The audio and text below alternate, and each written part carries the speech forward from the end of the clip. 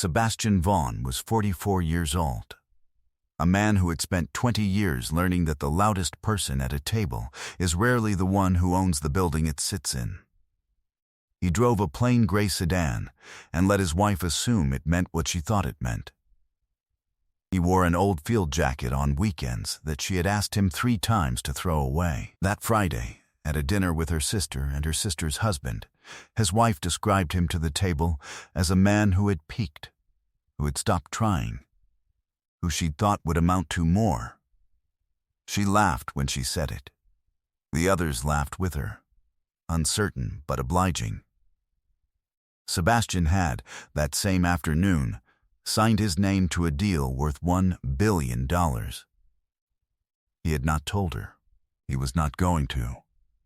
And she had no idea that the failure she was describing had closed the largest transaction of his career 6 hours earlier. Before we jump into the story, comment where in the world you are watching from, and subscribe, because tomorrow's story is one you need to hear. The kitchen was dark at 5:30 that morning, except for the blue light of the coffee maker, and Sebastian moved through it by memory. The way he moved through most things, certain of where everything was without needing to look. Sebastian had spent 2 decades building an investment firm that almost no one outside of finance had heard of, and almost everyone inside of it respected. He did not court attention. He had structured his holdings so that his name appeared on as little as possible, funds with neutral names, entities that owned other entities, a deliberate quiet that let him work without being watched. The billion-dollar deal he had signed that afternoon was the culmination of 3 years of patient assembly, the acquisition of a logistics network that would, when it was announced in 2 weeks, make his firm one of the largest privately held players in the region. He had told almost no one. He had certainly not told Adrienne, because Adrienne had stopped asking about his work years ago, having decided there was nothing there worth asking about. He was the kind of man who would let you believe you'd won the argument if winning it mattered more to you than to him. When he married Adrienne 5 years ago, she had been a magazine editor with a sharp tongue and a sharper sense of who was worth her time. Sebastian had financed the relaunch of her own publication when it foundered, had covered its losses for 2 years through a holding company she never traced, had let her believe the magazine survived on her brilliance alone. He never corrected her. He built the floor under her pride and stepped back so she could stand on it and call the standing her own, because that was what you did for the person you married. You made the support invisible so the success felt like hers. That was the part she had stopped seeing, or perhaps had never seen at all. The magazine, kept alive by his money. The lifestyle, funded by a firm she dismissed. The comfortable certainty with which she judged him, paid for by the very man she judged. She lived inside a structure he had built and mistook it for the natural reward of her own superiority. And he let her, because he did not need her to know the size of what he carried. He only needed her, on occasion, to be kind. That, it turned out, was the one thing she would not spend on him then, that Friday. And everything changed. He would later mark that dinner as the last time he tried to be a man she could be proud of, because that was the night he understood she had never intended to be. The contempt had not arrived all at once. It had accumulated, the way water finds a low place, over years. She corrected him in front of people. She narrated his shortcomings to friends as if they were charming anecdotes. She had a way of describing his quiet as dullness, his patience as passivity, his refusal to perform as a lack of ambition. He had absorbed it the way he absorbed most things, without reacting, telling himself it was the texture of a marriage and not the truth of one. He noticed, the way he noticed things, that her contempt had grown more public lately, more confident, as if she had decided he would never push back and was testing how far that went. He filed it away, quietly, without deciding yet what it meant. That Friday, it went all the way.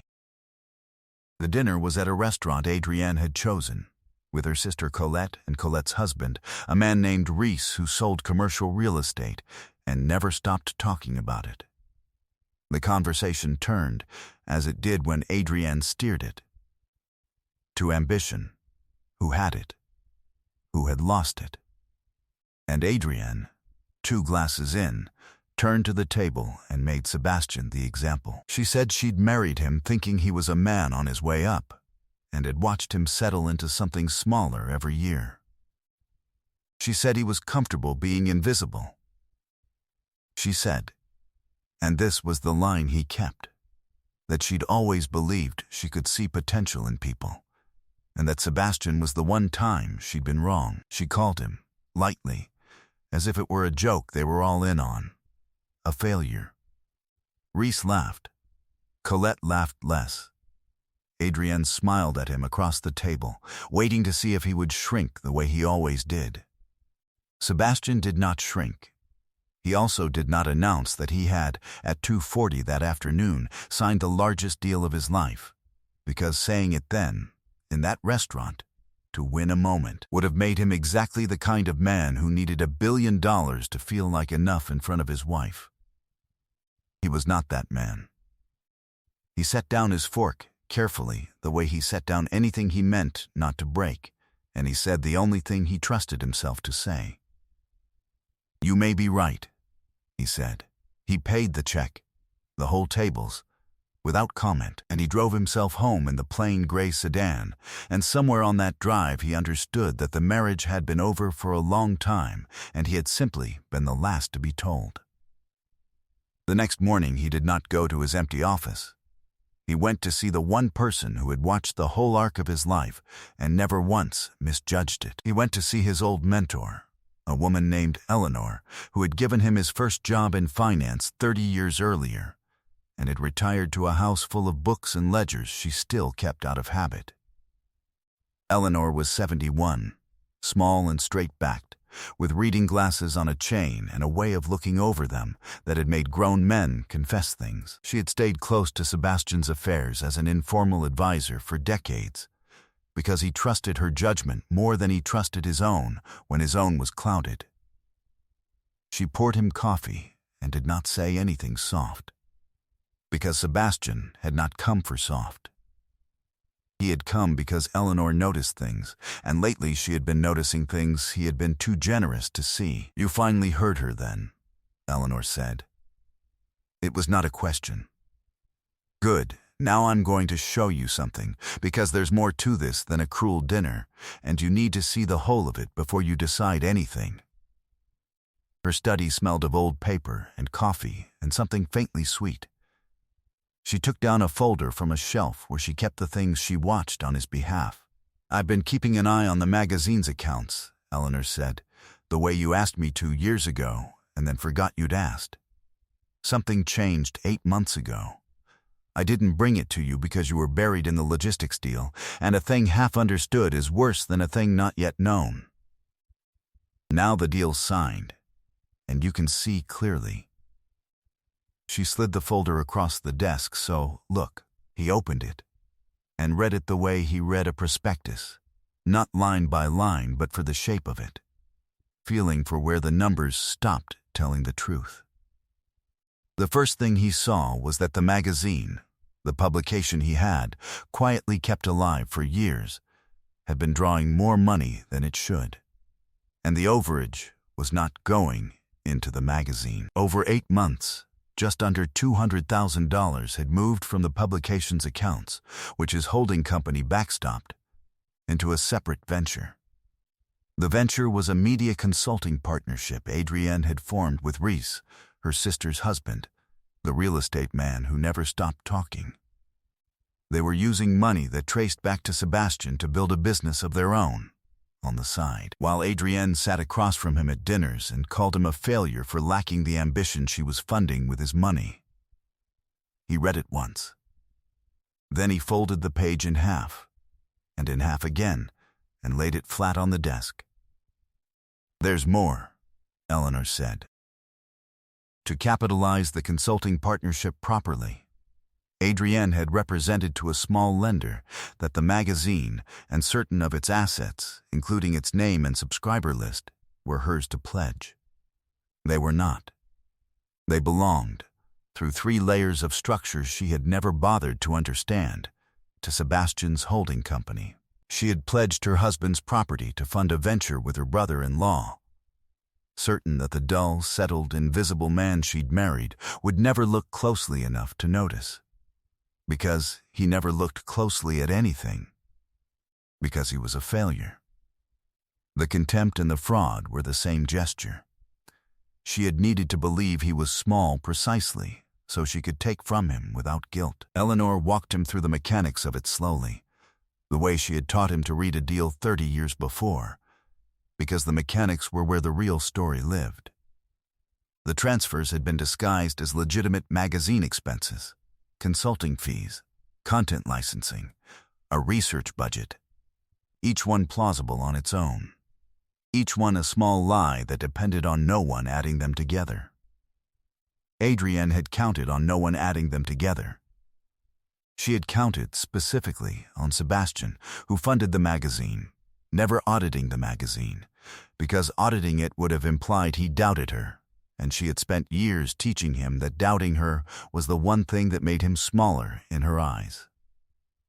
The contempt Sebastian saw now had been doing work. It had not been the symptom of a failing marriage. It had been the instrument that kept him from looking. Every time she called him passive at a dinner table, she was reinforcing the very passivity she needed from him to keep the money moving. He sat with that for a moment. It was, he thought, the most sophisticated thing she had ever done, and she had done it by making him believe she thought he was capable of nothing. Sebastian looked at the lender's name. He didn't say anything. He had seen it before. It had done business with 2 of his own entities. The world she thought was wide open had always been his hallway. He looked at everything on the desk. The drained $200,000. The partnership with Reese. The pledged assets that were never hers. The years of public contempt that had, he saw now, been cover for exactly this.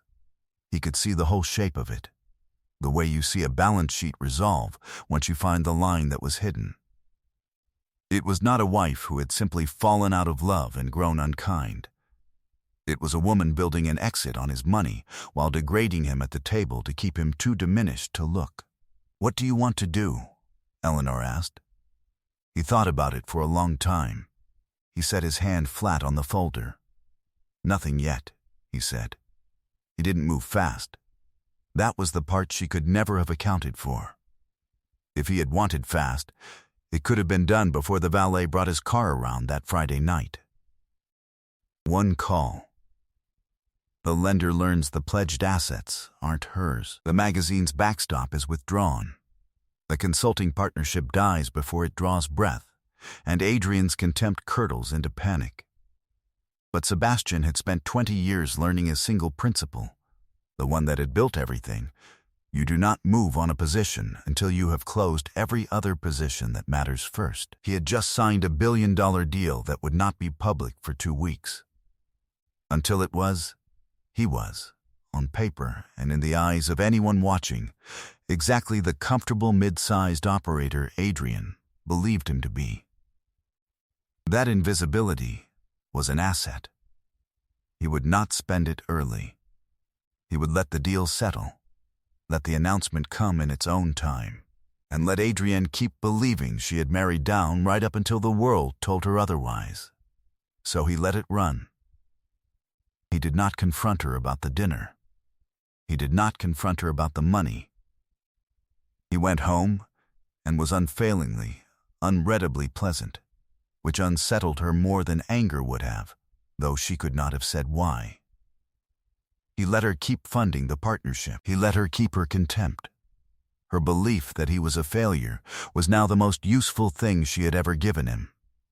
Because a person who believes you are nothing will tell you, eventually, exactly what they plan to do with the nothing they thought you were. Eleanor, who had never once let her voice rise with the size of a number, said only one thing when he asked how the position stood. "Don't do anything yet," she said. "Your deal goes public in 2 weeks. Let it. You won't need to say a single word to her. The announcement will say all of it. And then you simply let her find out the way everyone else does, by reading it." That was the variation Sebastian chose, and it was the one that fit him. He did not want a confrontation. He did not want to slide a folder across a restaurant table and watch her face change. He wanted no scene at all. He wanted the truth to arrive the way truth arrives to people who have stopped paying attention, publicly, after the fact, when it is far too late to revise the things they have already said. He wanted her to learn that her husband had closed the largest deal in the region the same week she called him a failure, and to learn it not from him, but from the same world she had performed her contempt for. So, he waited. 2 weeks. He let her host one more dinner, at which she made one more remark about his lack of ambition, this one to a table of her magazine colleagues, and he let it pass with a mild smile, because he knew what was coming and she did not. And there is a particular stillness available to a man who knows the date on which everything will rearrange itself. The announcement ran on a Tuesday morning. It was not small. The acquisition of the logistics network was the kind of transaction that finance publications led with, and Sebastian's firm. And, for the first time in his career, Sebastian's name, because a deal that size could not stay invisible, was at the center of it. $1 billion. The largest privately held transaction the region had seen in a decade, assembled quietly over 3 years by a man the coverage described, in a phrase Eleanor clipped and saved for him, as the most underestimated figure in the market. It led the morning's coverage, and then it spread, the way these things spread. From the trade press to the general business pages to the feeds where Adrienne's own colleagues lived. By 9 o'clock it was the thing people in her world were talking about. By 10, several of them had made the connection between the name in the headline and the husband Adrienne had spent 5 years describing as a disappointment, and a few of them, Eleanor learned, had begun quietly forwarding the article to one another, with no comment attached, because none was needed. Adrienne saw it the way she saw everything, on her phone, over coffee. Eleanor's account, gathered later, had it that she read it 3 times before she accepted that the name in the headline was the name of the man she had called a failure across 2 dinner tables. The man she had married thinking he was on his way up, and narrated as a disappointment ever since. The invisible, settled, comfortable man had, the entire time she was performing his smallness for her sister and her colleagues, been closing the deal of his life with the patience she had mistaken for the absence of ambition. She called him before she had finished reading it the 3rd time. He let it go to voicemail, because he was, at that hour, on a call about the integration, and because there was nothing she could say that morning that he needed to hear in the moment she needed to say it. And in the same hour the announcement ran, 2 other things happened, because Sebastian had timed them to. The lender, alerted now that the pledged magazine assets traced to a publicly named acquirer, moved to verify the collateral and found Adrienne's representations false, and the holding company, no longer needing to stay quiet, formally withdrew the backstop that had kept both the magazine and, through it, the consulting partnership alive. Neither action was loud. Neither was cruel. They were simply the natural consequences of the truth becoming visible, the way a tide that has gone out reveals what was always sitting on the bottom. Adrienne did not learn these things from Sebastian. She learned the first from a phone call she did not understand, and the second from a notice she had to read twice. By the time she reached him, the failure she had described was on every screen she looked at, and the venture she had built on his money was already coming apart in her hands. He returned her call once. He kept it short. He said the only thing he intended to say. "You called me a failure at dinner," he said, evenly, not cruel, simply precise. "You should have asked me how my day went." He ended the call. He did not call again. It did not happen all at once. The consulting partnership could not survive the withdrawal of the money that had secretly funded it. Reese, who had a great deal to say when there was a deal to talk about, had very little to say once the assets behind it turned out to belong to a man neither he nor Adrienne had taken seriously. The pledged collateral was disqualified, the lender unwound the arrangement, and the partnership dissolved within a month. The magazine, without the quiet backstop it had never known it depended on, contracted to what it could actually earn, which was not much, and Adrienne's editorship of it became a smaller thing. The way everything she had built on Sebastian's invisible money became smaller once the money stopped. She was not ruined publicly. She was simply smaller. The contempt that had cost her nothing for years cost her now, because the colleagues she had performed it for had read the same headline she had. And there is no quieter exile than being the woman who called the most underestimated man in the market a failure at dinner. The invitation slowed. The calls she made began going to voicemail. She carried the weight of what she had chosen and what she had said, the way a person carries something they cannot set down. Not dramatically, just constantly. Sebastian was building something, not loudly, though he could no longer be entirely invisible, and he found, to his mild surprise, that he did not mind. The logistics network integrated cleanly. He kept the people worth keeping and treated them the way he had always treated people, which was the reason the deal had held together in the first place. He promoted an analyst named Priya, who had spotted a flaw in the network's accounts during diligence and been thanked quietly and never known how much it had mattered. He told her now. He did not forget the people who paid attention on his behalf without being asked. 14 months later, the firm closed a second transaction larger than the first, and this time the coverage did not call him underestimated, because no one underestimated him anymore, which was, he reflected, both a gain and a small loss. He attended the signing in a suit that cost less than people assumed, and let the room make of him what it would. There was a small fig tree in a clay pot on the windowsill of his study, one Eleanor had sent him after the worst of it, with no card, just the tree. He watered it on Sundays.